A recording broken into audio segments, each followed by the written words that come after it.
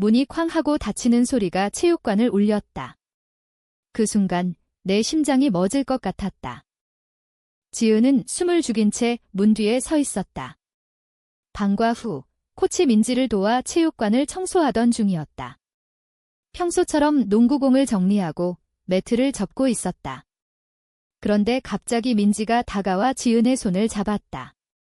그 손길은 따뜻했지만 떨리고 있었다. 지은아, 나 혼란스러워. 민지의 목소리가 속삭이듯 나왔다. 지은은 그 눈빛을 잊을 수 없었다. 그 안에는 고통과 갈망이 섞여 있었다. 서울의 한 고등학교, 봄바람이 불어오는 4월이었다. 지은은 18살, 학교 농구부의 에이스였다. 키가 크고 동작이 날렵한 그녀는 친구들 사이에서 인기 만점이었다. 하지만 속으로는 늘 외로웠다.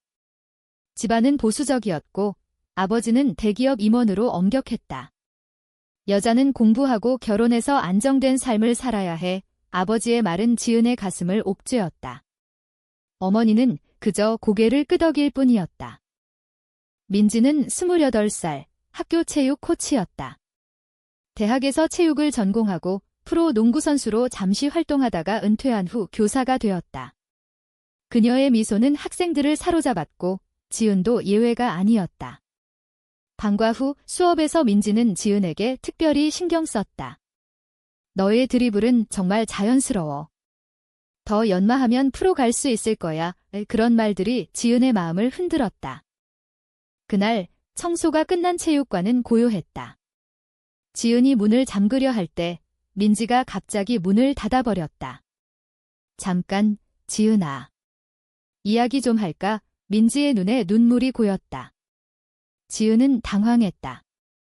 코치님, 왜 그러세요? 민지는 한숨을 쉬며 말했다. 나 애 결혼할 사람이 있어? 그런데 마음이 안 가 왜냐하면 나 여자를 좋아하는 것 같아. 그 고백은 지은의 세계를 뒤집었다. 지은 자신도 오랫동안 느껴온 감정을 직면하게 되었다. 그녀는 민지의 손을 잡아주었다. 코치님, 저도 그래요? 그 후 두 사람은 조심스럽게 가까워졌다. 방과 후 체육관은 그들의 비밀 장소가 되었다. 서울의 번화한 거리를 피해 한강공원에서 산책하며 이야기를 나눴다. 민지는 자신의 과거를 털어놓았다.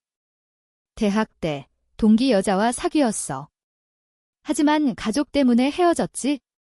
한국 사회에서 이런 사랑은 받아들여지지 않아. 지은은 공감했다.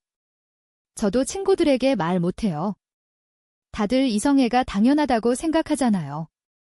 문화적으로 한국은 여전히 보수적이었다. 드라마나 영화에서 LGBT 이야기가 나오긴 하지만 현실에서는 차별이 만연했다. 지은의 친구 수지는 여자끼리 그건 그냥 장난 아니야 라고 웃으며 넘기곤 했다. 지은은 그런 말에 상처받았지만 속으로 삼켰다. 두 사람의 관계는 점점 깊어졌다. 민지는 지은에게 한글로 된 시집을 선물했다. 이 시처럼 우리의 사랑은 조용히 피어나는 꽃이야의 지은은 그 책을 읽으며 눈물을 흘렸다. 그들은 함께 제주도로 여행을 계획했다. 하지만 현실이 가로막았다. 민지의 약혼자가 나타났다. 그는 민지의 대학 선배로 안정된 직장을 가진 남자였다. 민지야, 우리 결혼하자. 부모님도 기대하시잖아. 김민지는 고민했다. 지은은 그 소식을 듣고 가슴이 찢어졌다. 코치님, 왜 말씀 안 하셨어요? 민지는 울며 말했다. 미안해, 지은아. 나도 모르겠어?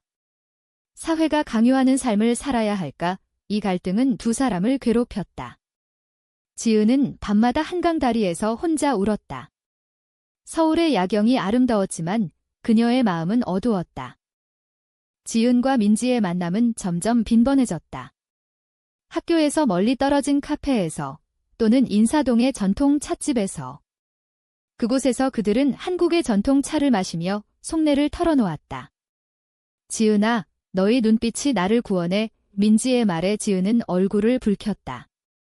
하지만 이 사랑은 비밀이었다. 한국 사회에서 레즈비언 커플은 여전히 낯선 존재였다. 뉴스에서 동성 결혼 운동이 나오긴 했지만 보수적인 여론이 지배적이었다. 한 번은 지은의 아버지가 의심했다. 요즘 왜 늦게 들어오냐? 남자친구 생겼어. 지은은 부정했다. 아니에요. 농구 연습이에요. 하지만 마음속으로는 죄책감이 들었다. 민지도 마찬가지였다. 그녀의 어머니는 민지야, 결혼 안 하면 어떻게 살아? 여자는 가정을 가져야 해라고 압박했다. 이 문화적 압력은 두 사람을 힘들게 했다. 고조되는 감정 속에 두 사람은 첫 키스를 나눴다. 체육관 문 뒤에서 문이 닫힌 후 그 순간은 로맨틱했다. 지은의 심장이 빠르게 뛰었고 민지의 입술은 부드러웠다. 사랑해, 지은아. 민지의 속삭임이 지은의 귀에 맴돌았다. 하지만 이 행복은 짧았다. 수진이 우연히 그 장면을 목격했다. 지은아, 너 코치님과 수진의 눈이 커졌다. 수진은 지은의 절친이었다. 함께 한강에서 자전거를 타고 홍대에서 버스킹을 보며 웃던 친구. 하지만 이 비밀을 알게 된 수진은 동요했다. 이건 이상해. 한국에서 이런 건 안 돼. 지은은 애원했다. 제발 말하지 마. 수진은 고개를 끄덕였지만 마음속으로는 갈등했다. 충돌이 시작되었다. 민지의 약혼자, 준호가 민지의 변화를 눈치챘다. 민지야, 요즘 왜 그래? 나랑 데이트도 피하네. 민지는 거짓말했다. 일이 바빠. 하지만 준호는 의심을 품었다. 그는 민지의 핸드폰을 몰래 받고 지은과의 메시지를 발견했다. 이게 뭐야? 여자애랑. 준호는 화를 냈다. 민지는 지은에게 말했다. 준호가 알아? 어떻게 하지? 지은은 두려웠다. 코치님, 우리 헤어져야 해요. 민지는 울었다. 아니, 못해. 너 없인 안 돼. 이 감정적 갈등은 두 사람을 더 가까이 만들었지만 동시에 위험을 초래했다. 수진의 반응도 문제였다. 그녀는 학교에 소문을 퍼뜨렸다. 지은이 코치님 좋아하나 봐의 소문은 빠르게 퍼졌다. 학생들이 수근거렸다. 레즈비언. 진짜, 지은은 상처받았다. 친구들이 멀어지기 시작했다. 수진아, 왜 그랬어? 지은의 물음에 수진은 미안. 나도 무서웠어. 이런 건 받아들일 수 없어. 라고 대답했다. 이는 배신이었다. 문화적 맥락에서 한국의 젊은 세대는 점점 개방적이지만 여전히 가족과 사회의 기대가 크다. 지은은 집에서 더 압박을 받았다. 아버지가 소문을 들었다. 지은아, 무슨 소리냐? 그런 헛소문 때문에 학교 그만두게 할까? 지은은 침묵했다. 민지는 결정을 내려야 했다. 준호와의 결혼을 포기할지, 지은과의 사랑을 선택할지. 그녀는 지은을 만나 말했다. 우리 제주도로 가자. 거기서 새로 시작해. 지은은 동의했다. 하지만 이 계획은 쉽지 않았다. 준호가 민지를 찾아왔다. 민지야, 그 여자애 때문에 나 버리는 거야. 민지는 솔직히 말했다. 미안해, 준호야. 나의 진심은 지은이야. 이 대치로 인해 민지는 직장에서 압력을 받았다. 학교 교장이 소문을 듣고 코치로서의 이미지를 지켜라라고 경고했다. 한국 교육계는 보수적이었다. 민지는 스트레스로 쓰러졌다. 지은은 병원으로 달려갔다. 코치님, 제발 일어나세요. 그 순간 지은의 눈물이 떨어졌다. 병원 침대에서 민지가 눈을 떴다. 지은아. 미안. 지은은 민지의 손을 잡았다. 괜찮아요. 우리 함께 이겨내요. 이 사건은 두 사람의 유대를 강화했다. 하지만 사회적 압력은 여전했다. 민지의 가족이 알게 되었다. 어머니는 울며 말했다. 민지야, 왜 그래? 우리 집안 체면이 뭐가 돼? 아버지는 그런 사랑은 병이야. 치료받아 라고 했다. 한국의 전통 가족과는 동성애를 용납하지 않았다. 지은도 집에서 쫓겨날 뻔했다. 아버지가 내가 그런 애라면 집에서 나가 으라고 소리쳤다. 어머니는 중재했다. 여보, 진정해. 지은이가 아직 애잖아. 지은은 울며 거리로 나왔다. 서울의 밤거리는 차가웠다. 그녀는 민지에게 전화했다. 코치님, 어디 계세요? 민지는 집에 있어? 너는? 지은은 나와 있어요. 두 사람은 다시 만났다. 한강공원 벤치에서. 우리 포기하지 말자. 민지의 말에 지은은 고개를 끄덕였다. 그들은 한국의 LGBT 커뮤니티에 대해 이야기했다. 서울의 이태원에 게이바가 있지만 레즈비언 공간은 적었다. 우리는 혼자가 아니야, 민지가 말했다. 하지만 배신이 또 일어났다. 수진이 학교에 익명으로 편지를 보냈다. 코치와 학생의 부적절한 관계, 교장은 조사에 착수했다. 민지는 소환되었다. 이건 오해예요. 민지는 변명했지만 증거가 있었다. 지은은 불려가 물었다. 사실이냐? 지은은 네, 사랑해요 라고 고백했다. 이 고백으로 학교는 발칵 뒤집혔다. 학생 부모들이 항의했다. 우리 아이들 교육에 해로워. 한국 사회의 동성애에 대한 편견이 드러났다. 민지는 해고 위기에 처했다. 지은은 퇴학 위협을 받았다. 감정적으로 지은은 무너졌다. 왜 우리 사랑이 죄야? 그녀는 일기장에 썼다. 민지는 지은을 위로했다. 때가 올 거야. 한국도 변하고 있어. 실제로 최근 동성 커플 권리 운동이 활발했다. 하지만 변화는 느렸다. 고조되는 갈등 속에 준호가 다시 나타났다. 그는 민지를 설득하려 했다. 민지야, 나랑 결혼해. 그 애는 그냥 착각이야. 민지는 거부했다. 아니, 진심이야. 준호는 화를 내며 지은을 찾아갔다. 너 때문에 민지가 망가져. 지은은 대들었다. 아저씨, 코치님 마음을 존중하세요. 이 대면은 폭발적이었다.